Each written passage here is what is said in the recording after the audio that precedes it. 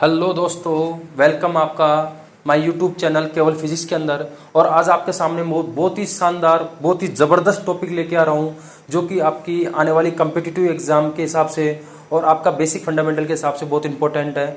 जो कि टॉपिक आपके सामने है mission NEET IIT. Most important topic आपके सामने चलने जा रहा है थर्मोडायनेमिक्स का, जिसकी आप लोगों को बड़े बेसब्री से इंतजार था। तो आज आपका इंतजार खत्म होने जा रहा है दोस्तों। लेकिन अब ये जो पसीने आपके लिए मैं बहा रहा हूँ, मेरे को बस इतनी सी मेहनत चाहिए कि आप सभी से कंप्लीटली देखना। कहीं ऐसा नहीं होना चाहिए कि आप 5 मिनट देखते हो, 2 मिनट देखते हो और उसको फिर बंद कर दिए। भाई मेरी मेहनत बेकार नहीं जानी चाहिए, क्योंकि ये मैं मेहनत आप लोगों के लिए कर रहा हूँ, मेरे लिए नहीं कर रहा हूँ, ताकि आपको कुछ अच्छा मिल सके। तो बस मेरी शुभकामनाएं आपके साथ है। मैं यही आपको अच्छे अच्छे वीडियो डालता रहूँगा और आई होप आपको ये वीडियो बहुत बेस्ट लगेगा। और अगर फिर भी आपको किसी भी टॉपिक में किसी प्रकार का कोई डाउट हो तो आप मेरे को कमेंट सेक्शन में सेंड कर सकते हैं। मैं आपकी प्रॉब्लम जल्द से जल्द सोल्व करूंगा। इसी के साथ thank you, all the best. Welcome my dear friends, आपका फिर से स्वागत है केवल फिजिक्स क्लासेज में। और आपके सामने आज नीट आईआईटी के लिए मोस्ट इंपॉर्टेंट क्वेश्चन, जो कि आपका टॉपिक थर्मोडायनेमिक्स है, उसको अपने स्टार्ट करने जा रहे हैं। तो चलो अपने स्टार्ट करते हैं, आपका टाइम खराब नहीं करते हुए। आपके सामने बोर्ड पर दिख रहा है फर्स्ट क्वेश्चन। क्वेश्चन क्या कह रहा है दोस्तों कि पीवी ग्राफ में किसी गैस द्वारा Q1, Q2, Q3 गैस ग्रहण की जाती है तथा इंटरनल चेंज आपको क्या दे रखा है, del U1, del U2, del U3। तो कौन सा स्टेटमेंट इसके अंदर सही है? आपको क्या गिवन है, कोई पीवी ग्राफ गिवन है और किसी भी सिस्टम द्वारा एब्जॉर्ब गैस आपको दे रखी है, उसकी जो हीट दे रखी है Q1, Q2, Q3 दे रखी है, और चेंज इन इंटरनल एनर्जी आपको क्या दे रखा है, del U1, del U2, del U3 दे रखा है आपको। तो आपको इस पीवी ग्राफ के अंदर बताना है कि इनमें से कौन सा स्टेटमेंट सही है। तो देखिए, आज के बाद आपको इस टॉपिक में किसी प्रकार की समस्या नहीं होगी। अपन स्टार्ट करते हैं। आपके सामने पीवी ग्राफ गिवन है जो कि आपको दिख रहा है, और इसके अंदर ए से बी पॉइंट पर जाने के लिए आपके पास 3 पाथ गिवन है। पाथ फर्स्ट, पाथ सेकंड और पाथ थर्ड। 3 पाथ आपको गिवन है। तो अपन को देखो किस किस के बीच में रिलेशन बताना है। एक तो हीट के फॉर्म में रिलेशन बताना है और एक एनर्जी के फॉर्म में रिलेशन बताना है। 2 के बीच में आपको रिलेशन बताना है। तो सिंपल सी चीज़ है, ज़्यादा अपन को लोड नहीं लाना है। आपको सिंपल सी चीज़ एक तो याद रखनी है, जो इंटरनल चेंज होता है, इंटरनल चेंज, आंतरिक परिवर्तन। इंटरनल चेंज को क्या बोलते हैं, आंतरिक परिवर्तन। आंतरिक परिवर्तन, ये पहली चीज़ तो एक स्टेट फंक्शन होता है। क्या होता है, स्टेट फंक्शन। आपको याद रखना है, इंटरनल चेंज होता है वो स्टेट फंक्शन होता है। इसका मतलब होता है कि अवस्था समीकरण होता है, जिसका मतलब होता है कि ये स्थिति पे, इनिशियल और फाइनल स्थिति पे डिपेंड करता है कि इनिशियल स्थिति क्या है। तो आपका इनिशियल पॉइंट तो क्या दे रखा है, ए, और फाइनल पॉइंट क्या दे रखा है, बी। यानी कि कोई भी प्रोसेस जो गुजर रहा है ए से बी के बीच में गुजर रहा है, ए से स्टार्ट हुआ और बी पे वो फिनिश हो गया। तो स्टेट फंक्शन का मतलब होता है आपकी इनिशियल और फाइनल स्टेज। तो आपने देखा यहाँ पे कि जो इंटरनल चेंज होता है वो स्टेट फंक्शन होता है। अब ये डिपेंड करता है किस पे, इनिशियल और फाइनल स्टेज पे। तो इनिशियल स्टेज आपकी ए है और फाइनल स्टेज आपकी बी है। तो चाहे आप फर्स्ट पाथ पे चलिए तब भी बी पे पहुंचे हो ए से, सेकंड पाथ पे चलिए तब भी ए से बी पे पहुंचे हो, थर्ड पाथ पे चलिए तब भी ए से बी पे पहुंचे हो। यानी कि आपने इनिशियल पॉइंट ए रखा और फाइनल पॉइंट आपका बी है, चाहे आप तीनों पाथ में देख लो। क्लियर है? यानी कि तीनों की तीनों आपके इनिशियल पॉइंट ए और फाइनल पॉइंट बी है। तो इसका मतलब क्या हो गया कि इंटरनल चेंज का मान जो होगा, डेल U1 बराबर डेल U2 बराबर डेल U3 होगा। क्यों होगा? क्योंकि इंटरनल चेंज तो पाथ इक्वेशन है, तो पाथ पे डिपेंड कर रहा है। तो पाथ क्या आपका, इनिशियल माइनस फाइनल। तो आपके दोनों पॉइंट सेम है, चाहे ए फर्स्ट पाथ से जाओ, चाहे सेकंड से जाओ, चाहे थर्ड से जाओ, इनिशियल पॉइंट ए और फाइनल पॉइंट बी है। यानी कि तीनों की एनर्जी क्या होगी, सेम होगी। अब आप देखते हैं आपके सामने जो ऑप्शन है, तो इन ऑप्शन में देखो, ये वाला ऑप्शन तो वैसे ही गलत हो गया, ये वाला ऑप्शन वैसे ही गलत हो गया। अब आपके पास 2 ऑप्शन बचे हैं। तो 2 ऑप्शन देखने के लिए अब अपन को हीट भी देखनी पड़ेगी कि किसकी हीट ज़्यादा है या किसकी कम है। अब आप देखिए यहाँ पे जो डायग्राम दिख रहा है, आपने पढ़ा होगा, मैंने आपको एक क्लास में बताया था, डेल क्यू बराबर होता है del U plus del W. Thermodynamics first law जो मैंने आपको क्लास में पढ़ाया था, आई होप आपको याद होगा। डेल क्यू बराबर क्या होता है, del U plus del W. अब देखिए दोस्तों, यहाँ पे इंटरनल चेंज तो तीनों का ही सेम है, तो ये तो क्या हो गया, तीनों का कांस्टेंट हो गया। अब डेल क्यू किस पे डिपेंड कर रहा है, वर्क डन पे। अगर वर्क डन बढ़ेगा तो डेल क्यू भी बढ़ेगा, और वर्क डन घटेगा तो डेल क्यू भी घटेगा। सिंपल सी बात है। तो अब अपन को क्या देखना है कि किसका वर्क डन ज्यादा है, तो जिसका वर्क डन ज्यादा होगा उसका डेल क्यू भी ज्यादा होगा। अब वर्क डन क्या होता है, एरिया, वर्क डन किसके इक्वल होता है? एरिया। तो आपने देखा कि यहाँ पे एरिया किसका ज्यादा है। अगर अपन इसको ग्राफ बना के देखते हैं यहाँ पे, तो देखिए इस ग्राफ को अपन बनाया तो देखो ये वाला एरिया, जैसे कि अपन एक ग्राफ बनाया तो ए से बी का ये एरिया देखो आप, ये तो ये एरिया सबसे ज्यादा आ रहा है कि नहीं आ रहा? ऊपर वाला एरिया सबसे ज्यादा आ रहा है, ये ऊपर वाला एरिया सबसे ज्यादा आ रहा है। और नीचे वाला एरिया अपन देखते हैं तो नीचे वाला एरिया देखिए ए से बी का ये वाला एरिया, ए से बी का एरिया, तो ये एरिया सबसे कम आ रहा है कि नहीं आ रहा? कम। ये एरिया बहुत ज्यादा आ रहा है ए से बी का, और ये एरिया सबसे कम आ रहा है। तो ये एरिया अगर सबसे ज्यादा आ रहा है तो आपको पता चल गया होगा वर्क डन यहाँ पे ज्यादा हो रहा है, ए से बी तक फर्स्ट में वर्क डन ज्यादा हो रहा है, तो एनर्जी भी किसकी ज्यादा होगी? फर्स्ट वाले की। तो एनर्जी किसकी ज्यादा होगी? फर्स्ट वाले की। उससे कम कितनी होगी? सेकंड वाले की। उससे कम किसकी होगी? थर्ड वाले की। यानी कि आपका ए ऑप्शन करेक्ट हो जाता है। आई होप आपको समझ में आ गया होगा, क्लियर है। अब आते हैं अपन सेकेंड क्वेश्चन के ऊपर कि समतापीय प्रक्रम, दैट मीन्स आइसोकोरिक प्रोसेस। आपको कोई भी आइसोकोरिक प्रोसेस गिवन है, उसमें पीवी ग्राफ का स्लोप क्या होगा? आपसे क्या पूछा गया है? पीवी ग्राफ का स्लोप। तो कोई दिक्कत नहीं है, बिल्कुल सिंपल क्वेश्चन है, 2 सेकंड का क्वेश्चन है। अगर इसमें आप ज्यादा समय बर्बाद करते हो, देखो ये क्वेश्चन आपको लग रहा होगा कि ऐसे क्वेश्चन नीट में आते हैं क्या? बिल्कुल ये नीट के ही क्वेश्चन है। मैं आपको ये क्वेश्चन को एडवांस में नहीं करवा रहा हूँ, ये आपके एग्जाम में या तो आ चुके हैं या फिर आने की संभावना, वही क्वेश्चन मैं आपको करवा रहा हूँ जो कि आपको एग्जाम में देखने को मिलेंगे। बिल्कुल यही पैटर्न रहता है आपका। अब देखिए क्वेश्चन क्या कह रहा है? PV graph. तो सबसे पहले आपने क्या बनाया? PV graph. ये बन गया पी और ये बन गया वी। वी का मतलब होता है वॉल्यूम, पी का मतलब होता है प्रेशर। तो प्रेशर और वॉल्यूम के बीच में आपने ग्राफ बना लिया, क्लियर है। अब क्या कह रहा है कि आइसोकोरिक प्रोसेस में, अब प्रोसेस कौन सा गिवन है बेटा आपको? आइसोकोरिक। हमने आपको क्लास में बताया था आइसोकोरिक प्रोसेस वो होता है जिसमें वॉल्यूम कांस्टेंट होता है, यानी कि वॉल्यूम में चेंज नहीं हो सकता है। तो वॉल्यूम तो कांस्टेंट है, वॉल्यूम तो कांस्टेंट है। आपको पता है पीवी इक्वल टू क्या होता है? एनआरटी। तो वॉल्यूम तो कांस्टेंट है, तो पी किसके डायरेक्टली प्रोपोर्शनल है? टी के। तो प्रेशर टेम्परेचर से चेंज हो सकता है, वॉल्यूम तो कांस्टेंट है। तो इसका ग्राफ कैसे बनेगा? ऐसे। कहने का मतलब ये हो गया कि आप चाहे प्रेशर को कितना भी बढ़ा लो, लेकिन वॉल्यूम में कोई चेंज नहीं आ रहा। वॉल्यूम क्या चल रहा है? कांस्टेंट। यहाँ पे भी वॉल्यूम कांस्टेंट है, यहाँ पे भी वॉल्यूम कांस्टेंट है, इस पे भी प्रेशर पे भी वॉल्यूम कांस्टेंट है। यानी कि प्रेशर की वैल्यू आप कितनी बढ़ा लो, वॉल्यूम की वैल्यू में कोई फर्क नहीं आ रहा है, यानी कि वॉल्यूम कांस्टेंट है। अब स्लोप अपन किससे निकालते हैं? स्लोप अपन निकालते हैं हमेशा tan थीटा से। स्लोप किससे निकालते हैं अपन? हमेशा स्लोप अपन निकालते हैं हमेशा tan थीटा से। अब यहाँ पे थीटा कितना बन रहा है आपको दिख रहा है? 90 डिग्री बन रहा है। तो स्लोप कितना दिख रहा है? tan 90 degree. और बेटा आपको पता है tan 90 की वैल्यू क्या होती है? इन्फिनिटी। tan 90 की वैल्यू कितनी होती है? इन्फिनिटी। तो आपका कौन सा ऑप्शन करेक्ट हो जाएगा? This is C answer is your correct answer. I hope आपको ये चीज समझ में आ गई होगी। स्टार्ट करते हैं नेक्स्ट क्वेश्चन। नेक्स्ट क्वेश्चन आपके सामने स्क्रीन पे दिख रहा है कि पाथ फर्स्ट और सेकंड में इंटरनल चेंज आपको दे रखा है डेल U1 और डेल U2।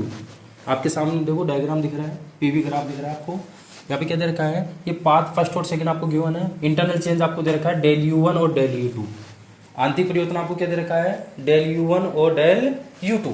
तो आपको बताना है कि इनमें से कौन सा सही है। तो अभी जस्ट मैंने पिछले क्वेश्चन में आपको बताया था कि जो इंटरनल चेंज होता है, आंतरिक परिवर्तन होता है, आंतरिक परिवर्तन, ये मैंने अभी आपको बताया था, स्टैटिक इक्वेशन होती है।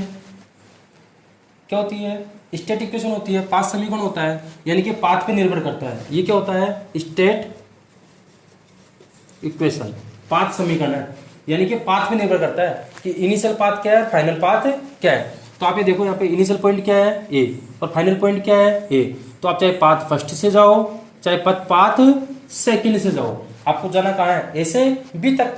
यानी कि इंटरनल चेंज पाथ पे निर्भर कर रहा है। और पाथ क्या है? इनिशियल तो ए और फाइनल बी है। चाहे आप ए से जाओ चाहे बी से जाओ, यानी कि अपन कह सकते हैं डेल U1 बराबर डेल U2, क्योंकि फाइनल माइनस इनिशियल तो दोनों का सेम आ रहा है, फाइनल माइनस इनिशियल। तो बी माइनस ए आ रहा है, चाहे ऐसे जाओगे तब भी बी माइनस ए और ऐसे जाओगे तब भी बी माइनस ए। तो आपका कौन सा आंसर सही हो जाएगा? Answer first is correct. Clear दोस्तों? अब इसी के अंदर अपन सेकंड क्वेश्चन आपसे पुटअप करते हैं। ये तो बिल्कुल आपके सामने लॉलीपॉप क्वेश्चन था, आप समझ सकते हो, एक सेकंड में उड़ाने वाला क्वेश्चन था। गर्दा उड़ा देंगे मैंने इस क्वेश्चन का, अगर ऐसे क्वेश्चन एग्जाम में आते हैं। और ये क्वेश्चन आपकी नीट IIT एग्जाम में पूछा गया है, तो ऐसा ही पैटर्न आपको मिलेगा। लेकिन थोड़ा सा मैं इसमें अब आपको लेवल दे देता हूँ इस क्वेश्चन के अंदर। तो क्या काम मैंने कि इसी क्वेश्चन के अंदर पाथ पर फर्स्ट और सेकंड में आपको इंटरनल चेंज दे रखे हैं डेल U1 और डेल U2। तो आपसे पूछा है कि वर्क इज, तो क्या कह रहा है क्वेश्चन कि वर्क इंक्रीज होगा, वर्क डिक्रीज होगा, या पहले डिक्रीज होगा और फिर इंक्रीज होगा, या फिर कांस्टेंट रहेगा, मतलब नियत रहेगा। तो अब आप इस डायग्राम को देखिए, बताइए कि वर्क पे क्या इफेक्ट पड़ेगा, कि वर्क बढ़ेगा या घटेगा, या पहले घटेगा फिर बढ़ेगा, या फिर रिमेन कांस्टेंट रहेगा। तो देखिए आपने पढ़ा है डेल क्यू बराबर del U plus del W. अब ये डेल यू तो दोनों के लिए समान है, तो इसको तो अपन कंपेयर ही नहीं करेंगे, क्लियर है।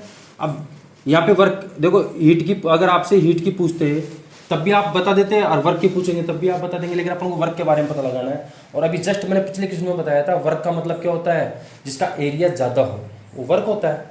अब अपन बात करें, अगर इस क्वेश्चन में अपन बात करें, इस क्वेश्चन को थोड़ा सा अपन यहाँ से इस प्रकार मिटा के, अब मैं पूछूँ ए से बी तक के लिए आपका वर्क डन पहले इंक्रीज करेगा या डिक्रीज करेगा। ये क्वेश्चन इस प्रकार बन गया आपका कि ए से बी तक जा रहा है तो आपका वर्क बढ़ रहा है, घट रहा है, या पहले घट रहा है या पहले बढ़ रहा है, या दोनों कांस्टेंट है। तो देखिए अगर अपन इस डायग्राम को देखते हैं तो इसमें एरिया देखते हैं अपन इसका। अपन ने एरिया देखा तो देखो दिखने में तो आपको ऐसा लग रहा है कि पहले वर्क घट रहा है फिर बाद में बढ़ रहा है। अगर इस डायग्राम को अपन देख रहे हैं ना तो आप ये सोचोगे कि पहले तो देखो वर्क घट रहा है और फिर बढ़ रहा है, लेकिन ऐसा नहीं है दोस्तों। क्या होता है कि जैसे कि अपन ने इतना सा वर्क निकाला, ये एरिया निकाला तो ये वर्क है, फिर मैं इतना सा एरिया निकालूंगा तो ये भी तो वर्क है, फिर मैं इतना सा एरिया निकालूंगा तो ये भी तो वर्क है। तो वर्क तो बढ़ता जा रहा है, चाहे पहले ज्यादा बढ़ रहा था बाद में कम बढ़ रहा है, लेकिन बढ़ता तो जा रहा है ना वर्क।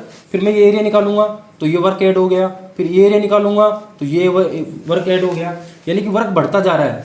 ये डिपेंड नहीं कर रहा है, जैसे कि सपोज कीजिए 25 से 30 हो गया, 30 से 32 हो गया, 32 से 33 हो गया।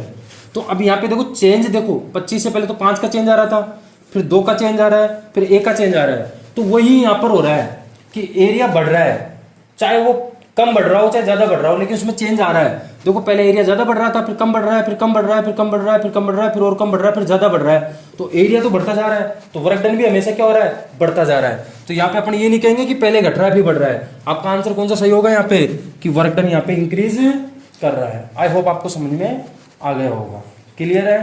तो डायग्राम को देख के अपन को गेस नहीं करना है कि पहले घट रहा है फिर बढ़ रहा है। आप देखो कि एरिया बढ़ रहा है कि नहीं बढ़ रहा है। तो देखो इतने समय एरिया बढ़ा, फिर इतना सा लिया, फिर एरिया और बढ़ गया, चाहे थोड़ा सा बढ़ाओ, फिर ये लिया तो फिर एरिया और बढ़ गया, यानी कि एरिया बढ़ता जा रहा है तो वर्क डन भी बढ़ता ही जा रहा है। तो आपका आंसर सही हो गया, A option is correct, clear. Next question आपके सामने है कि समतापीय प्रक्रम है। कौन सा प्रक्रम दे रखा है आपको, समतापीय। आइसोथर्मल प्रोसेस आपको गिवन है, और उसमें क्या कह रहा है। अब सबसे पहले तो अपन बात करते हैं आइसोथर्मल होता क्या है। तो मैंने आपको बता रखा है, सबसे पहले फर्स्ट लॉ क्या कहता है, del Q equal to del U plus del W. होता है कि नहीं होता है, फर्स्ट लॉ ऑफ थर्मोडायनेमिक्स, वो मैंने आपको पढ़ा रखा है। अब आइसोथर्मल प्रोसेस का मतलब होता है वह प्रोसेस इसमें टेम्परेचर क्या होता है, कांस्टेंट। टेम्परेचर क्या होता है, कांस्टेंट, यानी कि टेम्परेचर में चेंज क्या होगा, जीरो। अब टेम्परेचर में चेंज जीरो हो रहा है तो इंटरनल चेंज भी क्या होगा, इंटरनल चेंज ये भी जीरो होगा, क्योंकि इंटरनल चेंज का मतलब ही क्या होता है, टेम्परेचर में चेंज। टेम्परेचर में चेंज का मतलब इंटरनल चेंज, इंटरनल चेंज का मतलब टेम्परेचर में चेंज। सब कुछ आपको लिखा रखा है। तो अब ऑप्शन से क्रॉस चेक करते हैं। तो del U equal to del W in adiabatic process, del U equal to minus के del W in adiabatic process. तो देखो अब एडियाबेटिक प्रोसेस क्या होता है। तो एडियाबेटिक प्रोसेस मैंने आपको बताया था del Q equal to del U plus del W. तो एडियाबेटिक प्रोसेस मैंने आपको बताया था जिसमें डेल क्यू की वैल्यू क्या होती है, जीरो। ना तो हीट लेता है और ना ही हीट देता है। एडियाबेटिक प्रोसेस वो प्रोसेस होता है जो हीट का ट्रांसफर नहीं करता, ना तो हीट लेगा और ना देगा, यानी कि डेल क्यू जीरो होगा। तो यहाँ पे डेल यू इक्वल टू क्या हो जाएगा, माइनस के डेल डब्ल्यू। तो del U equal to minus के डेल डब्ल्यू। तो ये आपको एडियाबेटिक प्रोसेस में बिल्कुल क्लियर सही दे रखा है। फिर दे रखा है आइसोथर्मल प्रोसेस में, तो del U equal to del W. तो आइसोथर्मल प्रोसेस में डेल यू तो क्या होता है, जीरो होता है। डेल यू तो क्या होता है, टेम्परेचर में चेंज है, तो डेल यू तो क्या होता है, जीरो। तो ये आपका गलत हो गया। फिर एडियाबेटिक प्रोसेस में del U equal to del W नहीं होता, माइनस के डेल डब्ल्यू होता है, तो ये भी गलत हो गया। फिर del U equal to minus del W in isothermal process, तो वापस ये भी गलत हो गया। तो आपका कौन सा ऑप्शन करेक्ट हो गया, ए ऑप्शन आपका करेक्ट हो गया कि del U equal to minus del W in adiabatic process. तो बिल्कुल देख लीजिए आप, एडियाबेटिक प्रोसेस में क्या होता है, डेल क्यू की वैल्यू जीरो होती है, तो del U equal to minus के डेल डब्ल्यू। तो ये ऑप्शन आपका करेक्ट है, बाकी के ऑप्शन आपके फुलफिल्ड नहीं हो रहा है। तो ये आपका ऑप्शन हो गया ए, ये आपका आंसर हो गया। ठीक है दोस्तों, नेक्स्ट क्वेश्चन पे आते हैं, स्टार्ट करते हैं next question.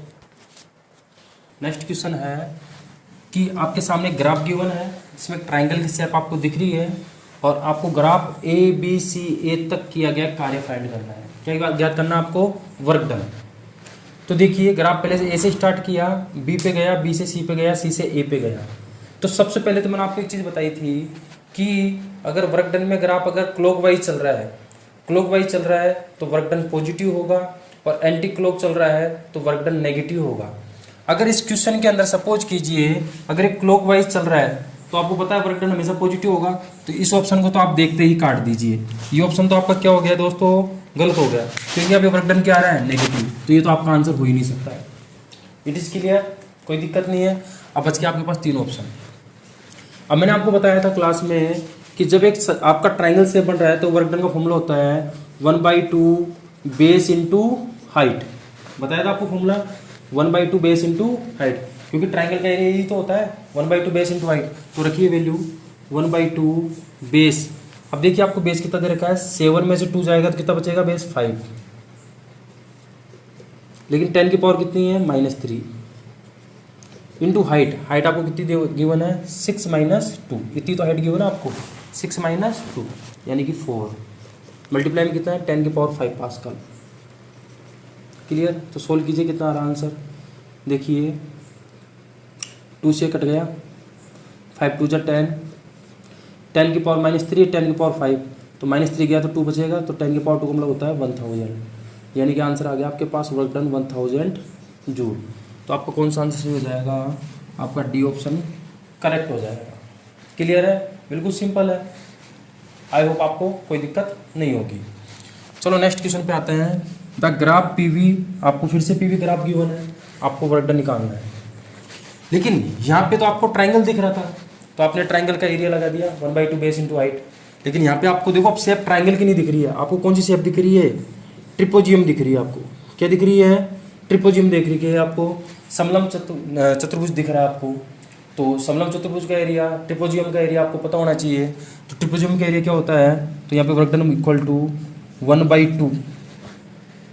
1/2 into sum of parallel side. तो पैरेलल साइड कौन सी दिख रही है? एक तो आपको ये पैरेलल साइड दिख रही है और ये साइड दिख रही है। तो सम ऑफ पैरेलल साइड, तो पैरेलल साइड का सम क्या हो जाएगा? ये तो दिख रही है 2p0 और ये दिख रही है आपको p0। तो पैरेलल साइड का सम 1/2, पैरेलल साइड का सम तो ये वाली साइड यानी कि 2p0 और ये वाली साइड यानी कि p0, इनका सम मल्टीप्लाई में बेस। बेस कितना है? 2v0 में से v0 गया तो v0 आपका बेस आ गया। 2 से आपका 2 कैंसिल हो गया। चलो इसको रहनी चाहिए, कैंसिल मत कीजिए, मल्टीप्लाई में हो रखा है, प्लस हो रखा है। इसको सोल्व कीजिए, ऐसे ही आंसर कैसे आ रहा है? W इक्वल टू 2p0 और p0 मिलके क्या आ गया? 3p0 v0/2। क्लियर है? 2p0 और p0 मिलके तो हो गया 3p0 v0/2। तो कौन सा आंसर सही आ रहा है आपका? 3/2 p0 v0। तो ऑप्शन सी आपका करेक्ट हो गया है। आई होप आपको इसमें किसी प्रकार की समस्या नहीं होगी। चलो स्टार्ट करते हैं। नेक्स्ट क्वेश्चन आपके सामने है। Heat supply to the system is 100 joule and work done by the system is 25 joule. Clear? अब एक बात देखिए कि हीट तो कितना ले रहा है? 100 और सिस्टम के द्वारा वर्क डन कितना किया जा रहा है? 25 जूल। यानी कि किसी भी सिस्टम को अगर अपन 100 जूल उष्मा देते हैं तो उसके द्वारा वर्क डन किया जा रहा है 25 जूल का। क्लियर है?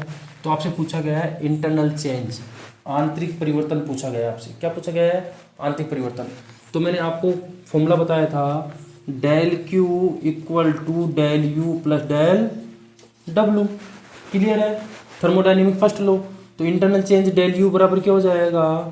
del Q minus del W। Clear है?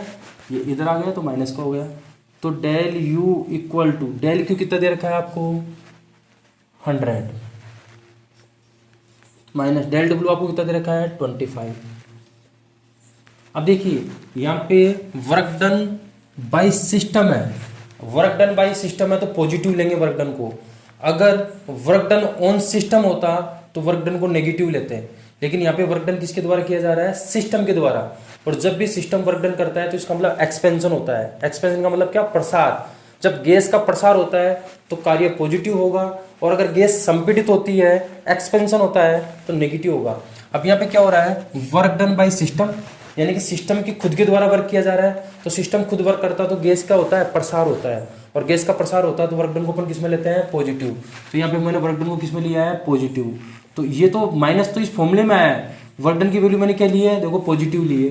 तो वर्क डन पॉजिटिव, तो डेली यू बराबर क्या हो गया यहाँ पे 100 में से 25 जाएगा तो 75, यानी कि आपका कौन सा आंसर करेक्ट हो गया, D option is your correct answer. Clear है। अगर यहीं पे मैं आपको चेंज कर देता work done on the system, यहाँ पे मैं क्या लिख देता, work done on the system. अगर सिस्टम पर वर्क डन हो रहा होता तो यहाँ पे मैं वर्क डन नेगेटिव लेता तो यहाँ पे आपका वर्क डन कितना आ जाता, चेंज होके 125 आ जाता, क्योंकि यहाँ पे माइनस के 25 रखता तो माइनस माइनस प्लस, तो 100 प्लस 25 कितना हो जाता, 125 आपका आंसर हो जाता। लेकिन यहाँ पे क्या है बेटा, work done by the system, तो वर्क डन आपको क्या लेना है, पॉजिटिव, तो आपने वर्क डन पॉजिटिव लिया है, तो आपका आंसर कितना आया, 75। आपका D option is correct. Clear है। चलो नेक्स्ट क्वेश्चन पे आते हैं। The internal energy of an ideal gas change with, अब देखो internal energy of A gas change with, किस में चेंज करेंगे तब चेंज होगा।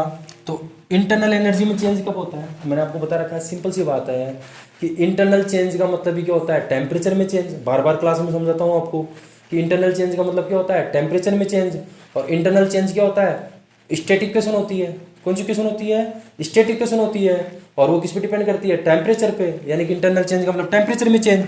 अब यहाँ पे इंटरनल एनर्जी में चेंज दे रखा है, यानी कि टेम्परेचर में चेंज। तो टेम्परेचर में चेंज कहाँ दिख रहा है आपको, ये, तो आपका सी ऑप्शन करेक्ट हो गया। तो सोचने की जरूरत नहीं है, आपको याद होना चाहिए इंटरनल चेंज का मतलब होता है टेम्परेचर में चेंज। इंटरनल चेंज का मतलब ही क्या होता है, टेम्परेचर में चेंज। किसी भी ऑप्शन को देखने की जरूरत नहीं है, अपन किस पे क्लिक कर देंगे, सी ऑप्शन पे अपन क्लिक कर देंगे, बाकी सारे ऑप्शन आपके क्या हो गए, रॉन्ग। चलो नेक्स्ट क्वेश्चन देखते हैं आप। VT graph for isobaric process. Isobaric का मतलब होता है समदाबीय प्रक्रम। क्या होता है, समदाबीय प्रक्रम। आइसोबेरिक का मतलब क्या होता है, समदाबीय, यानी कि ऐसा प्रक्रम जिसमें निकाय का दाब नियत है। मतलब अपन प्रेशर में कोई भी चेंज नहीं कर सकते हैं, बाकी वॉल्यूम चेंज हो सकता है, टेम्परेचर चेंज हो सकता है, लेकिन प्रेशर में कोई चेंज नहीं करेंगे। तो आपको पता है दोस्तों, आइडियल गैस इक्वेशन क्या कहती है, PV equal to nRT. Ideal gas equation क्या कहती है, पीवी इक्वल टू एनआरटी। तो यहाँ से अपन देखिए तो v इक्वल टू क्या आ गया, एनआरटी अपॉन वी। तो देखो यहाँ पे सॉरी एनआरटी अपॉन पी। तो देखो एन कांस्टेंट, आर कांस्टेंट और प्रेशर भी कांस्टेंट। भाई क्वेश्चन में गिवन है, देखो एन और आर तो वैसे ही कांस्टेंट होते हैं, और आपको क्या दे रखा है, आइसोबेरिक प्रोसेस, यानी कि प्रेशर भी क्या है, कांस्टेंट। तो वी किसके डायरेक्टली प्रोपोर्शनल है, टी के। वी किसके डायरेक्टली प्रोपोर्शनल हो गया, टी के, यानी कि v बढ़ेगा तो t बढ़ेगा। आपको वी टी ग्राफ दे रखा है। अब आपको पता है बच्चों, डायरेक्टली प्रोपोर्शनल का ग्राफ क्या आता है, स्ट्रेट लाइन। तो ये होगा, बिल्कुल नहीं होगा, ये होगा, बिल्कुल नहीं होगा। स्ट्रेट लाइन दिख गई, बिल्कुल दिख गई सर। आंसर कौन सा सही हो गया आपका, सी इज द करेक्ट आंसर आपका। क्लियर। लेकिन कब, जब टेम्परेचर किस में दे रखा हो, केल्विन में। लेकिन सपोज कीजिए अब आपको ये ऑप्शन में ही नहीं दे रखा होता, आपको ये ऑप्शन में ही नहीं दे रखा होता।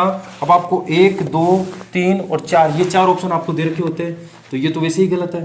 लेकिन अब इस ऑप्शन को देखिए बेटा, यहाँ पे टेम्परेचर केल्विन में दे रखा है और यहाँ पे टेम्परेचर डिग्री में दे रखा है। अगर ये ऑप्शन आपको नहीं दे रखा होता तब आपका आंसर कौन सा सही होता, ये वाला। तो ध्यान रखना, आपका ये भी आंसर सही है और ये भी आंसर सही है, लेकिन फर्क क्या है, ये तो केल्विन में है और ये डिग्री सेल्सियस में है। तो जरूर नहीं कि आपको ऑप्शन में ही मिल जाए, अगर आपको ऑप्शन में ये भी मिल जाए तो ये भी आपका आंसर सही है। समझ में आ गया आपको, P V equal to nRT, तो वी इक्वल टू हो गया एनआरटी अपॉन पी। अब आपको पी तो कांस्टेंट दे रखा है, तो ये तीनों तो कांस्टेंट है, तो वी किसके डायरेक्टली प्रोपोर्शनल है, टी के। तो ग्राफ क्या मिलेगा आपको, स्ट्रेट लाइन। तो ग्राफ आपको स्ट्रेट लाइन यहाँ पे दिख रहा है, तो आपका ऑप्शन कौन सा सही हो गया, सी आंसर आपका सही हो गया। आई होप आपको किसी प्रकार की कोई समस्या नहीं होगी। चलो स्टार्ट करते हैं नेक्स्ट क्वेश्चन। नेक्स्ट क्वेश्चन आपके सामने स्क्रीन पे दिख रहा है। नेक्स्ट क्वेश्चन क्या कहना चाह रहा है, if 1 mole of gas double its volume at temperature T, यानी कि आपको कोई गैस दे रखी है 1 मोल, गैस कितनी दे रखी है 1 मोल, उसने किसी टेम्परेचर T पर अपने वॉल्यूम को क्या कर दिया, अपने आयतन को क्या कर दिया, डबल कर दिया है। 1 मोल गैस का आयतन किसी ताप पर डबल हो गया है। ठीक है, तो आपसे क्या पूछा गया है, वर्क डन। क्या पूछा गया है, वर्क डन। और किसमें पूछा गया है, आइसोथर्मल प्रोसेस में। तो बेटा सिंपल सा क्वेश्चन है, गर्दा उड़ाने वाला क्वेश्चन है, सिंपल। मैंने आपको बता रखा है work done by isothermal process, work done by isothermal process. क्या बताया था, work done by isothermal process समतापी प्रक्रम में किया गया कार्य है W = nRT log base E V2/V1। बताया था नहीं बताया था, W = nRT log base V2/V1। तो अब इस फॉर्मूले को अपन ऐसे भी लिख सकते हैं, W = 2.303 nRT log base E की जगह किसमें कन्वर्ट कर देंगे, 10 V2/V1। जब बेस E को 10 में कन्वर्ट करते हैं तो 2.303 से मल्टीप्लाई करते हैं। ये चीज मैंने आपको बताई थी। और अगर प्रेशर के फॉर्म में भी इस फॉर्मूले को अपन चेंज करें तो W = nRT log base E, volume की जगह प्रेशर आएगा तो P1/P2। भाई आपको याद तो सब रखना है कि प्रेशर गिवन होता तो अपन इस फॉर्मूले को यूज करते हैं, लेकिन यहाँ पे बात किसकी हो रही है, वॉल्यूम की। तो अपन वॉल्यूम वाला पहला फॉर्मूला ही अपन इसको देखते हैं। तो बात कितनी गैस की हो रही है, 1 मोल की। कितनी गैस की बात हो रही है, 1 मोल की। तो बात कीजिए, देखो n की वैल्यू 1, तो RT log की जगह log बेस E। अब वॉल्यूम क्या हो गया, डबल, यानी कि पहले उसका वॉल्यूम अपन मान लो 1 था और बाद में कितना हो गया, डबल, यानी कि 2 हो गया। पहले वॉल्यूम 1 था और बाद में कितना हो गया, 2 हो गया। पहले वॉल्यूम 1 था, बाद में 2 हो गया। तो आपका आंसर क्या आ गया, RT log बेस 2।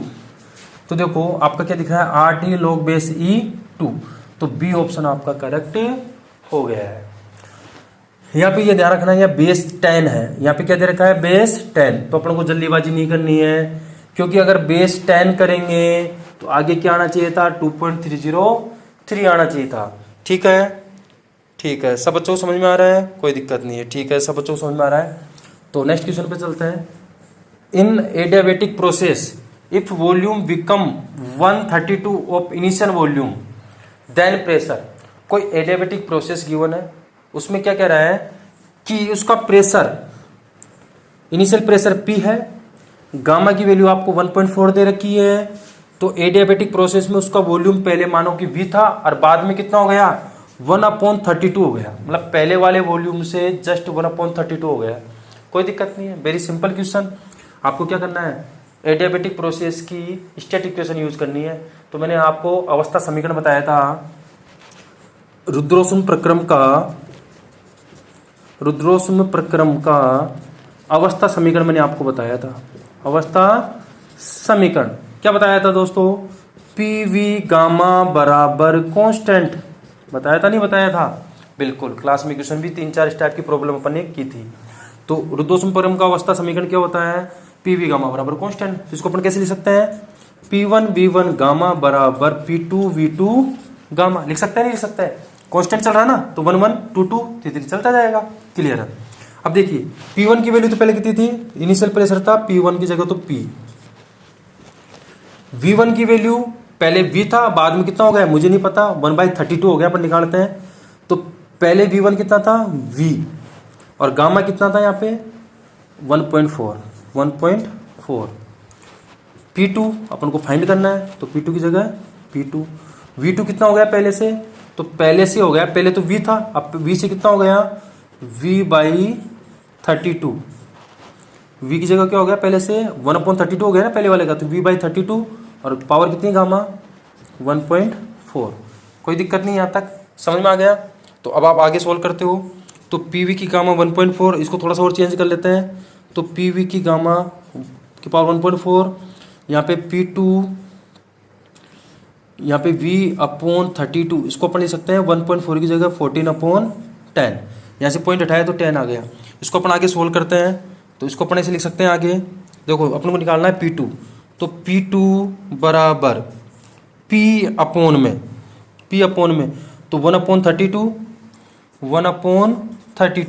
अब 32 की पावर क्या चली गई, अब इसको अपन ऐसे लिख सकते हैं ना, 14/10 को लिख सकते हैं। 14/10 को 2 का डिवाइड करेंगे तो 7/5 लिख सकते हैं, नहीं लिख सकते हैं, ये सुन लो, वेरी गुड, बिल्कुल लिख सकते हैं 7/5। अब इसको अपन और थोड़ा सा सिंप्लीफाई करते हैं, तो P2 equal to P upon, इसको अपन ऐसे लिख सकते हैं 1/32 की पावर 1/5 और उसकी पावर 7। तो इसका मतलब क्या आएगा आपके पास, निकल के देखो, P2 बराबर P, अब 1/5, तो 1/5 1/32 को 1/5 कितना होता है, 1/2 कितना होता है, 1/2, और इसकी पावर कितनी है, 7। तो P2 बराबर क्या आ गया, P, ऐसे कैसे, अब 1/2 की पावर 7 है, तो 1/2 की पावर 7 कितनी होगा, ये ऊपर जाएगा तो 128 आएगा, कितना आएगा, 128, यानी कि 2 मल्टीप्लाई 2 मल्टीप्लाई 2 मल्टीप्लाई 2 मल्टीप्लाई इस प्रकार 7 करना है, तो कितना आएगा, 128। तो आपका कौन सा ऑप्शन करेक्ट हो गया, सी ऑप्शन आपका करेक्ट हो गया है। क्लियर है दोस्तों, स्क्रीनशॉट ले लीजिए। नेक्स्ट क्वेश्चन पे चलते हैं। देखिए आपके सामने नेक्स्ट क्वेश्चन है, in isochoric process change internal energy of gas in temperature del T, temperature rise for 2 mole. Simple सा क्वेश्चन है, आपको क्वेश्चन कह रहा है कि आइसोकोरिक प्रोसेस दे रखा है, यानी कि सम आयतनीय प्रक्रम दे रखा है। कौन सा प्रक्रम दे रखा है, सम आयतनीय प्रक्रम। तो सम आयतनीय प्रक्रम में इंटरनल एनर्जी में चेंज हो रहा है टेम्परेचर में डेल्टी, और कितनी मोल गैस की बात हो रही है, 2 मोल गैस की। सिंपल सा क्वेश्चन दे रखा है, आइसोकोरिक प्रोसेस दे रखा है आपको। आइसोकोरिक का मतलब होता है सम आयतनीय प्रक्रम। किसकी बात हो रही है, सम आयतनीय प्रक्रम में। किसकी बात हो रही है, आंतरिक परिवर्तन की। तो देखिए मैंने आपको सिंपल सा बताया था, सम आयतनीय प्रक्रम में आंतरिक परिवर्तन, तो आंतरिक परिवर्तन को तो अपन लिखते हैं del U upon del T, लिखते हैं नहीं लिखते हैं, del U upon del T, किसमें, सी वी इक्वल टू, याद कीजिए मैंने आपको मेरे फॉर्मूला पढ़ाया था, तो उस टाइम भी मैंने सीपी और सीवी आपको बताया था। सीपी तो होता है specific heat capacity at constant volume, CP तो होता है कांस्टेंट प्रेशर, और सीवी होता है specific heat capacity at constant volume. नियत दाब पर विशिष्ट ऊष्माधारिता और नियत आयतन पर विशिष्ट ऊष्माधारिता। तो यहाँ पे बात किस पे हो रही है, आइसोकोरिक प्रोसेस की, यानी कि नियत आयतन पे विशिष्ट ऊष्माधारिता। तो सीवी बराबर क्या होता है, del U upon del T, होता है कि नहीं होता है। किसकी बात हो रही है, मोल गैस की हो रही है, तो 1/n। तो यहाँ पे इंटरनल एनर्जी पूछा, तो डेल यू बराबर क्या हो जाएगा, यहाँ से डेल यू बराबर हो जाएगा n C V del T. देखिए यहाँ से डेल यू बराबर क्या हो जाएगा, n C V del T. कितने मोल गैस की बात हो रही है, 2 मोल गैस की बात हो रही है, सिंपल। तो एन की जगह क्या रख देंगे, 2। क्लियर है, एन की जगह क्या रख देंगे, 2। कौन सा ऑप्शन दिख रहा है, अरे वाह ये तो सी ऑप्शन, बिल्कुल सिंपल सा आंसर है, सी ऑप्शन आपके सामने दिख गया, 2CV डेल टी। मतलब कुछ करने की जरूरत नहीं पड़ेगी, फ्री के नंबर मिल गए। क्लियर। अब चलो इसी में आपको एक क्वेश्चन और दे देते हैं। यहाँ पे तो आपको आइसोकोरिक प्रोसेस दे रखा था, अब आपको दे दिया आइसोबेरिक प्रोसेस। कौन सा प्रोसेस दे दिया, आइसोबेरिक। ये पूरा क्वेश्चन एज इट इज रहेगा, बस आपको प्रोसेस कौन सा दे दिया, आइसोकोरिक की जगह आइसोबेरिक प्रोसेस। तो आइसोबेरिक प्रोसेस में यहाँ पे सीवी की जगह क्या लग जाएगा दोस्तों, सीपी लग जाएगा। सीवी की जगह क्या लग जाएगा, सीपी। तो आपका कौन सा ऑप्शन सही हो जाता, ए वाला सही हो जाता। अगर आइसोबेरिक प्रोसेस के लिए आपसे पूछे तो कौन सा ऑप्शन सही हो जाएगा, ए वाला, 2CP डेल टी। तो क्वेश्चन को किसी प्रकार भी घुमा सकता है। मैंने आपको दोनों क्वेश्चन अपने सामने रख दिए कि चाहे आइसोकोरिक प्रोसेस हो चाहे आइसोबेरिक प्रोसेस हो, तो दोनों के लिए ये फॉर्मूला आपका इफेक्टिव है, ये फॉर्मूला आपका वर्क करेगा। क्लियर है। तो आपका आंसर कौन सा हो गया, सी वाला। चलिए नेक्स्ट क्वेश्चन पे आते हैं। फॉर एडियाबेटिक प्रोसेस, तो एडियाबेटिक का मतलब मैंने आपको बताया था रुद्रोष्म। क्या बताया था, रुद्रोष्म प्रक्रम। रुद्रोष्म प्रक्रम का मतलब ये सबसे ज्यादा झगड़ालू है, ना तो लेता है ना देता है। क्या नहीं लेता है, उष्मा, हीट, है ना, कुछ गलत मत समझना। तो एडियाबेटिक प्रोसेस क्या होता है, ना तो कुछ लेता है ना कुछ देता है, ना तो उष्मा लेगा ना उष्मा देगा। सबसे नकटा आदमी है ये, ना लेना है ना देना है, इसका नियम ये है। ठीक है साहब। तो एडियाबेटिक प्रोसेस के लिए तो आपको पता है, फर्स्ट लो क्या बताया था मैंने, del Q equal to del U plus del W. अब ये ना तो लेता है ना देता है, क्या, हीट। तो डेल क्यू की वैल्यू क्या हो गई, 0। क्लियर। डेल क्यू की वैल्यू क्या हो गई, 0। तो देखो del U plus del W बराबर क्या आ रहा है, 0। तो एडियाबेटिक प्रोसेस के लिए कौन सा ऑप्शन सही हो गया आपका, बी ऑप्शन। क्लियर है। तो एडियाबेटिक प्रोसेस के लिए कौन सा ऑप्शन सही हो गया, बी ऑप्शन। लेकिन यहां पे अगर एडियाबेटिक प्रोसेस नहीं दे रखा होता, आपको क्वेश्चन क्या दे देता, आइसोथर्मल प्रोसेस। क्या दे देता question, isothermal process. Isothermal process का मतलब क्या होता है, समतापीय प्रक्रम। क्या होता है, समतापीय प्रक्रम। तो मैंने आपको बता रखा है समतापीय प्रक्रम का मतलब क्या होता है, बिल्कुल शांत बेचारा, ताप नहीं लेगा ना देगा, टेम्परेचर कांस्टेंट रहेगा, टेम्परेचर में कोई चेंज नहीं होगा। टेम्परेचर में चेंज का मतलब इनिशियल चेंज, इंटरनल चेंज, तो टेम्परेचर में चेंज नहीं होगा, समतापीय प्रक्रम होगा। तो समतापीय प्रक्रम का मतलब होता है बेटा इंटरनल चेंज क्या होगा, जीरो। अगर इस एडियाबेटिक की जगह अगर आपको आइसोथर्मल दे रखा होता तो आइसोथर्मल में आपका कौन सा ऑप्शन सही हो जाता, ए ऑप्शन सही हो जाता। तो मैंने एक ही क्वेश्चन में आपको 2 क्वेश्चन सोल्व करवा दिए ताकि आपका टाइम ज़्यादा जाया ना हो, आपका समय खराब नहीं हो और आपको एक साथ बहुत सारी चीज़ें मिल जाए। तो असुविधा के लिए खेद है, लेकिन ये सारी प्रोसेस आपके सामने आपके लिए की जा रही है, आपकी सुविधा के लिए की जा रही है, ताकि आपको कम समय में ज़्यादा से ज़्यादा मटेरियल मिल सके। तो मैंने एक एक क्वेश्चन में ही 2-2 3-3 क्वेश्चनों को सेट किया है ताकि आपको ज़्यादा कंसेप्ट क्लियर हो जाए। तो एडियाबेटिक प्रोसेस की बात होगी तो आपका बी ऑप्शन सही है, मैंने लिख दिया है। और अगर आइसोथर्मल की बात होगी तो आइसोथर्मल का मतलब होता है टेम्परेचर कांस्टेंट, और टेम्परेचर कांस्टेंट है तो इंटरनल एनर्जी क्या होगा, इंटरनल चेंज क्या होगा, जीरो। तो इसके लिए आपका आंसर कौन सा सही हो जाएगा, ये वाला। आई होप दोनों आपके क्लियर है। ठीक है दोस्तों, अब आते हैं अपन, इसी में मैंने आपको नेक्स्ट क्वेश्चन पूछ लिया है कि देखो जैसे पीवी ग्राफ दे रखा है आपको, यहाँ पे वॉल्यूम में चेंज हो रहा है V1 से लेके V2 तक। तो अब आपको देखो ये चीज़ तो बिल्कुल रट लीजिए आप, बार बार बताने की नहीं है, मैं आपको कई बार क्लास में बता चुका हूँ, तो अब आपको बता देता हूँ। एडियाबेटिक प्रोसेस होता है उसका स्लोप ज़्यादा होता है हमेशा, एडियाबेटिक प्रोसेस का स्लोप ज़्यादा होता है कंपेयर टू आइसोथर्मल प्रोसेस। क्यों, इसका रीज़न है एडियाबेटिक प्रोसेस जो होता है वो इंस्टेंट होता है, अचानक होता है, बहुत तेज़ी से होता है। आइसोथर्मल थोड़ा ढीला है, आप बच्चों की तरह। एडियाबेटिक मेरी तरह फटाफट आता है लेकिन समझ में नहीं आता है, और आइसोथर्मल क्या है, आपकी तरह धीरे धीरे समझ में आता है आपको, यानी कि धीरे धीरे चलता है, धीरे धीरे वर्क करता है आइसोथर्मल प्रोसेस। लेकिन एडियाबेटिक कैसे करता है, इंस्टेंट।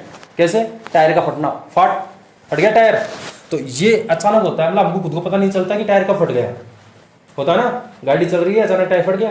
तो ये एडियाबेटिक प्रोसेस इंस्टेंट होता है, बहुत तेजी से होता है, और आइसोथर्मल प्रोसेस होता है धीरे धीरे। तो स्लोप किसका ज़्यादा होता है, एडियाबेटिक का स्लोप ज़्यादा होता है। देखो इसका ढाल ज़्यादा आ रहा है, इसका स्लोप ज़्यादा है कंपेयर में आइसोथर्मल के। तो स्लोप इसका ज़्यादा आता है, इसका कम आता है। अगर स्लोप की बात आए तो स्लोप ज़्यादा है, तो आप समझ जाओ। जैसे आप यहाँ पे आपको नाम नहीं दे रखा होता, सपोज कीजिए दो दे देते हैं आपको ऐसे दोनों, अगर नाम नहीं दिया होता, हम पूछते कि इसमें से फर्स्ट वाला किसका है और सेकंड वाला किसका है, तो आप क्या बोलते हैं, जिसका स्लोप ज़्यादा है वो कौन सा हो गया, एडियाबेटिक। तो स्लोप किसका ज़्यादा दिख रहा है, एडियाबेटिक। स्लोप कम किसका दिख रहा है, आइसोथर्मल। क्लियर है दोस्तों। तो आपको याद रखना है जिसका स्लोप ज़्यादा एडियाबेटिक, जिसका स्लोप कम आइसोथर्मल। बाकी दोनों में सिमिलरिटी अपन पहचान नहीं पाएंगे इसे, तो स्लोप से आपको पहचानना है। क्यों, क्योंकि एडियाबेटिक प्रोसेस बहुत इंस्टेंट होता है, तेजी से होता है। सिंपल दिमाग में रखो, टायर का फटना एडियाबेटिक प्रोसेस में आता है। क्लियर, तो ये आपको समझ में आ गया।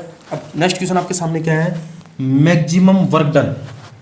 ये दोनों प्रोसेस में वर्क डन किस में ज़्यादा हो रहा है, एडियाबेटिक में हो रहा है कि आइसोथर्मल में हो रहा है। तो सिंपल सी बात है, वर्क डन की अपन बात करते हैं तो अपन एरिया देख लेंगे। तो एरिया किसका ज़्यादा आ रहा है, तो देखो इस वाले का एरिया कितना आ रहा है, इस वाले का एरिया आ रहा है पूरा, आ रहा है कि नहीं आ रहा, और नीचे वाले का एरिया क्या आ रहा है, कम आ रहा है। ये नीचे वाले का एरिया क्या आ रहा है, कम। तो एरिया किसका ज़्यादा आ रहा है, इसका ज़्यादा आ रहा है। किसका ज़्यादा आ रहा है एरिया, ऊपर वाले का ज़्यादा आ रहा है एरिया। नीचे वाले का एरिया तो कितना सा आ रहा है, इतना सा एरिया आ रहा है। तो एरिया किसका ज़्यादा है, इस वाले का, आइसोथर्मल का। तो वर्क डन किस में ज़्यादा होगा, आइसोथर्मल में। तो वर्क डन किसका ज़्यादा होगा, आइसोथर्मल में वर्क डन ज़्यादा होगा एडियाबेटिक के कंपेयर में। आई होप आपको इस क्वेश्चन में किसी प्रकार की कोई समस्या नहीं होगी। तो हाँ, तो नेक्स्ट क्वेश्चन पे चलते हैं अपन। नेक्स्ट क्वेश्चन दे रखा है, a gas expand from 2 meter cube to 2.5 meter cube at constant pressure. Pressure आपको कितना दे रखा है, 10⁻³ pascal. Then work done. Simple सा क्वेश्चन दे रखा है आपको, कोई गैस है उसका प्रसार हो रहा है, कितना हो गया प्रसार, पहले 2 मीटर क्यूब थी, उससे 2.5 मीटर क्यूब हो गई है कांस्टेंट प्रेशर पे। प्रेशर को क्या रखा है, कांस्टेंट। कितना दे रखा है, 10⁻³ पास्कल। तो आपसे वर्क डन पूछा है, सिंपल क्या पूछा है, वर्क डन। तो मैंने आपको बता रखा है डेल डब्ल्यू इक्वल टू क्या होता है, पी डेल वी। होता है कि नहीं होता है, डेल डब्ल्यू बराबर मैंने आपको क्या बताया था, पी डेल वी। तो सिंपल रख दीजिए वैल्यू। तो del W equal to P, P की वैल्यू कितनी है, 10⁻3। डेल वी का मतलब क्या होता है, डेल वी का मतलब होता है वॉल्यूम में चेंज। अब वॉल्यूम में चेंज कितना हो रहा है, फाइनल माइनस इनिशियल, तो फाइनल तो कितना है, 2.5 5 माइनस इनिशियल कितना है 2, और डेल वी का मतलब होता है वॉल्यूम में चेंज। तो वॉल्यूम में चेंज को अपन कैसे लिखते हैं, फाइनल माइनस इनिशियल। तो फाइनल कितना है बड़ा वाला 2.5, पहले कितना था 2, तो 2.5 माइनस 2, तो आंसर क्या आएगा 10 की पावर 3। 2.5 में से 2 जाएगा तो 0.5, यानी कि अपन लिख सकते हैं इसको 10 की पावर 3 इंटू 5/10। तो 1 0 से 1 जो आएगा तो 500, तो 500 जूल। तो आपका आंसर कौन सा दिख रहा है, सी वाला आपका करेक्ट ऑप्शन हो गया। कोई दिक्कत, बिल्कुल सिंपल सा क्वेश्चन था। चलिए नेक्स्ट क्वेश्चन पे चलते हैं। नेक्स्ट क्वेश्चन क्या कह रहा है आपका, a gas perform minimum work when it's expand. अगर किसी गैस का प्रसार हो रहा है, ग्राफ के अकॉर्डिंग पीवी ग्राफ आपको दे रखा है, किसी गैस का प्रसार हो रहा है, एक्सपेंड कर रही है गैस, क्लियर है। तो सबसे पहले गैस का अगर प्रसार होता है तो किया गया कार्य क्या होता है, पॉजिटिव, किया गया कार्य क्या होता है, पॉजिटिव, क्लियर। अगर गैस कंप्रेस होती है तो वर्क डन क्या होता है, नेगेटिव, क्लियर है कंसेप्ट। अब अपन बात कर रहे हैं कि मिनिमम वर्क, कम से कम वर्क, तो वर्क का मतलब अपन क्या लेके चलते हैं, एरिया देखते हैं, क्या देखते हैं, एरिया। तो मिनिमम वर्क, अब आपको 4 ऑप्शन दे रखे हैं, आइसोथर्मल, आइसोबेरिक, एडियाबेटिक, ये सबका समान। आइसोथर्मल का मतलब होता है समतापीय प्रक्रम, आइसोबेरिक का मतलब होता है समतापीय प्रक्रम, एडियाबेटिक का मतलब होता है रुद्धोष्म प्रक्रम। तो मैंने आपको भी बताया था कि एडियाबेटिक प्रोसेस इंस्टेंट होता है, तो सबसे ज़्यादा स्लोप किसका होता है, एडियाबेटिक का। तो देखिए सबसे ज़्यादा स्लोप किसका दिख रहा है, सबसे ज़्यादा ढाल किसका दिख रहा है, एडियाबेटिक का। उससे कम किसका दिख रहा है, आइसोथर्मल का, क्लियर, कोई दिक्कत नहीं है। अब आइसोबेरिक प्रोसेस क्या होता है, प्रेशर कांस्टेंट होता है। आइसोबेरिक का मतलब क्या होता है, प्रेशर कांस्टेंट, यानी कि आप वॉल्यूम को कितना ही बढ़ा लो लेकिन प्रेशर में कोई चेंज नहीं आ रहा, मतलब प्रेशर यहाँ की अटका है, चाहे आप वॉल्यूम बढ़ाते जाओ बढ़ाते जाओ बढ़ाते जाओ लेकिन प्रेशर में कोई चेंज नहीं आ रहा, प्रेशर बढ़ ही नहीं रहा, प्रेशर क्या है, कांस्टेंट। तो ये किसका स्लोप है, किसका ग्राफ है, आइसोबेरिक का, क्लियर है, ग्राफ में कोई दिक्कत नहीं है। अब आप देखिए सिंपल आपके सामने दिख रहा है, किसका एरिया ज़्यादा दिख रहा है, तो देखो इसका एरिया तो इतना सा दिख रहा है नीचे वाले का, एडियाबेटिक का एरिया क्या दिख रहा है, इतना सा एरिया, यानी कितना सा वर्क डन किया है इसमें। लेकिन आइसोथर्मल का एरिया देखेंगे तो ये इतना एरिया दिखेगा, ये एरिया दिखेगा पूरा। और अगर आइसोबेरिक की बात करेंगे तो पूरा एरिया दिखेगा पूरा कंप्लीट। तो सबसे कम एरिया किसका दिख रहा है, एडियाबेटिक का। सबसे कम एरिया किसका दिख रहा है, एडियाबेटिक का। इतना सा एरिया दिख रहा है, बस ये इतना सा एरिया आपको दिख रहा है एडियाबेटिक का। तो ये इतना सा एरिया आपको दिख रहा है, तो सबसे कम वर्क डन किसका है, एडियाबेटिक का। तो सबसे कम वर्क डन पूछा है, मिनिमम वर्क डन पूछा है आपसे, तो मिनिमम वर्क डन किसका हो गया, एडियाबेटिक का। अगर मैक्सिमम वर्क डन आपसे पूछ लेता तो मैक्सिमम किसका दिख रहा है, आइसोबेरिक का। तो मैक्सिमम पूछता तो आपका आंसर आता है यहाँ पे आइसोबेरिक, और मिनिमम पूछा तो आपका आंसर क्या हो गया, एडियाबेटिक, क्लियर है, कोई दिक्कत नहीं है क्वेश्चन में। चलिए अब नेक्स्ट क्वेश्चन लेते हैं अपन कार्नोटिक इंजन या रिवर्सिबल इंजन पे, क्योंकि आपको पता है कि इस चैप्टर में से कम 1 या 2 क्वेश्चन 101% आपके नीट IIT एग्जाम में पूछे जाते हैं, तो पूछे जाते हैं, ठीक है। ये मैं नहीं कह रहा हूँ, आप पिछले रिकॉर्ड उठा के देख लीजिए, पिछले 10 साल 15 साल के प्रीवियस ईयर्स के पेपर उठा के देख लीजिए, तो आपको लगेगा कि वास्तव में 1 या 2 क्वेश्चन तो कम से कम इस टॉपिक में से हर कम्पिटिटिव एग्जाम जो आपकी साइंस से रिलेटेड है उसमें पूछे ही जाते हैं। तो नेक्स्ट क्वेश्चन क्या दे रखा है आपको, रिवर्सिबल इंजन दे रखा है, ठीक है। क्वेश्चन समझ में नहीं आ रहा, कोई दिक्कत नहीं है यार, क्वेश्चन समझ में नहीं आ रहा है, अपने कंसेप्ट क्लियर रखो। इंजन आ गया, हीट इंजन आ गया या कार्नोट इंजन आ गया, तो मैंने आपको एफिशिएंसी का फॉर्मूला बता रखा है। तो एफिशिएंसी का फॉर्मूला क्या होता है, नीटा इक्वल टू 1 - T2/T1, यस और नो। एफिशिएंसी का फॉर्मूला मैंने आपको ये बताया था कि नीटा इक्वल टू 1 - T2/T1। T1 तो होता है सोर्स का टेम्परेचर और T2 होता है सिंक का टेम्परेचर। Q1 होता है हीट गिवन बाई सोर्स और Q2 होता है हीट बाई सिंक जो रिलीज करता है। तो T1 तो यहाँ पे किसका टेम्परेचर है, सोर्स का। T2 यहाँ पे किसका टेम्परेचर है, सिंक का। नीटा यहाँ पर क्या है, एफिशिएंसी। तो ए reversible engine convert 1/6 of the heat input work done. अब पहली लाइन को अपन क्लियर करते हैं। तो नीटा कितनी दे रखी है, 1/6, कितनी दे रखी है, 1/6। तो नीटा इक्वल टू, अब देखो उसको सोल्व करते हैं, नीटा की वैल्यू दे रखी है आपको। अब नीटा बराबर क्या होता है, W/Q1 लिखाया था मैंने आपको। नीटा इक्वल टू क्या होता है, W/Q1। तो नीटा की जगह W/Q1 बराबर 1 - T2/T1। ये कितनी दे रखी है आपको, 1/6 1/6, तो 1/6 बराबर 1 माइनस T2/T1। तो यहाँ से बेटा T2/T1 क्या आ गया, T2/T1 बराबर आ गया, इसको इधर लेके जाएंगे, ये तो इसको इधर लेके आए तो प्लस का हो गया, इसको इधर लेके जाएंगे तो क्या हो जाएगा 1 माइनस 1/6। तो क्या लिख सकते हैं 6 में से 5 1 गया तो 5/6, तो T2/T1 बराबर आ गया आपके पास 5/6। ये तो अपन ने सोल्व कर ली फर्स्ट लाइन को, आप यहाँ तक की फर्स्ट लाइन आपने सोल्व कर ली कि कोई रिवर्सिबल इंजन था, convert 1/6 of heat input work done.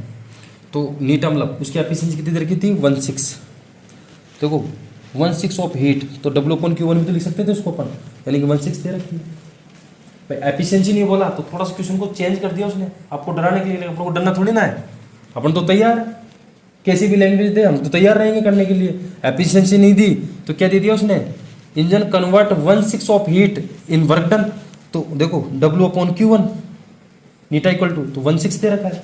Clear, यहाँ तो कोई दिक्कत नहीं है। अब आगे चलते हैं, देखिए अब आगे क्या कह रहा है क्वेश्चन, आपको क्वेश्चन कह रहा है कि अगर when is temperature of sink is reduce, the temperature of sink is reduce, यानी कि क्वेश्चन ये कहना चाह रहा है कि सिंक के टेम्परेचर को मैं कम कर दूं, कितना कम कर दूं 62, तो उसकी एफिशिएंसी डबल हो जाती है। ठीक है, अब जैसे क्वेश्चन कह रहा है उसके अकॉर्डिंग अपन को चलना है। तो चलिए देखिए वापस लिखिए नीटा, अब इसको नीटा डैश मान लेता है, नीटा डैश इक्वल टू क्या होता है 1 माइनस T2/T1। तो अब उसकी एफिशिएंसी कितनी हो गई डबल, तो पहले कितनी थी 1/6, तो 1/6 की डबल कितनी हो जाएगी 1/3, तो एफिशिएंसी की जगह तो रखेंगे अपन 1/3। अरे भाई इसका डबल हो गया ना, तो 2 से गुणा करोगे ना तो 1/3 तो आएगा, 1/3 बराबर 1 माइनस T2। अब देखो T2 में से टेम्परेचर कितना रिड्यूस किया है 62 डिग्री, तो यहाँ से टेम्परेचर कितना घटाओ 62 घटाओ अपॉन में T1। क्लियर, कोई दिक्कत नहीं है। तो अपन करते हैं इसको सोल्व, तो यहाँ पे क्या आया देखो, ये इधर जाएगा तो 3 में से 1 गया तो 2/3 equal to T2/T1 minus 62/T1।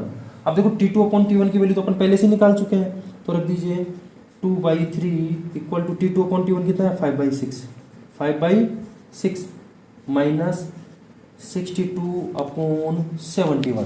Clear है, आपके पास ये वैल्यू आ गई है। अब देखो अपन को वैल्यू किसकी निकालनी है T1 की, किसकी वैल्यू निकालनी है, तो आप इसको सोल्व करोगे तो T1 की वैल्यू आपके पास कितनी निकल के आएगी 372। कितनी निकल के आएगी 372। बस सोल्व करना, आपको T1 की वैल्यू निकालनी है, इस वैल्यू को इधर ले जाइए, तो आपके पास T1 की वैल्यू कितनी आ जाएगी 372। तो आपका कौन सा आंसर सही हो जाएगा, A option is correct answer. I hope आपको इस क्वेश्चन में किसी प्रकार की कोई समस्या नहीं होगी।